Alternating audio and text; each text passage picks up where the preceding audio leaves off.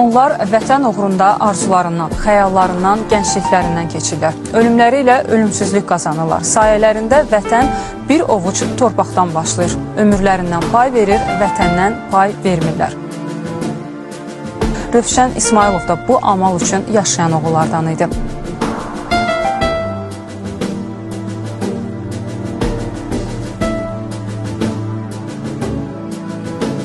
Rövşən vətənə dayaq durdu. Torpaqlarımızın azadlığı uğrunda başlayan döyüşlərin ilk günündən irəlidə oldu.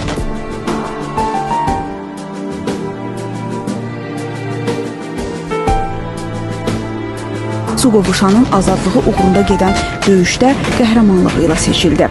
Ağır döyüşlərin birində yaralansa da müalicədən və məzuniyyətdən imtina edərək yenidən hərb meydanına atıldı. Hərbi xidmətə də müharibə, qələbə arzusuyla yollanıb. Çox saf idi Rövşən, təəssübkeş idi, çox qeyrətli, qürurlu bir evlad idi.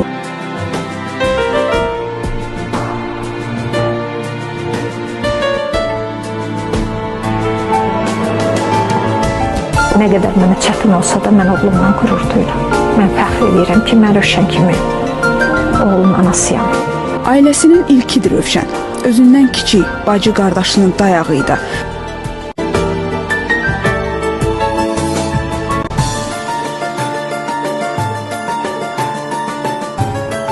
Rövşən mənə həmişə deyirdi ki, mən ailəmin məndən üz döndərməyinə razı olaram, amma döyüşəcəm. Elə də elədi. Rövşən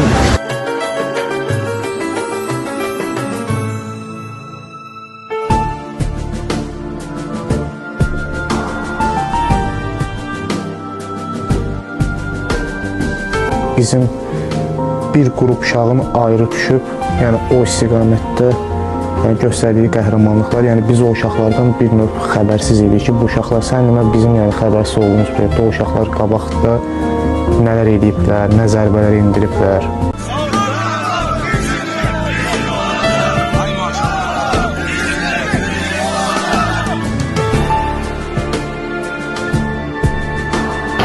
İnşallah bugün tapşırığa gelirik, İnşallah öldürmədən ölməliyik.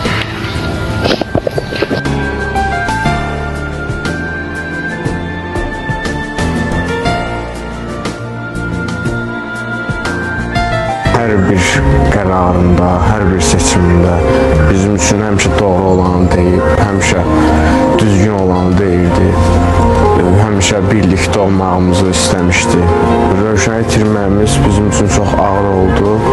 Lakin onun qəhrəmanca şəhid olması bizim qəlbimizə az da olsa rahatlıq verir.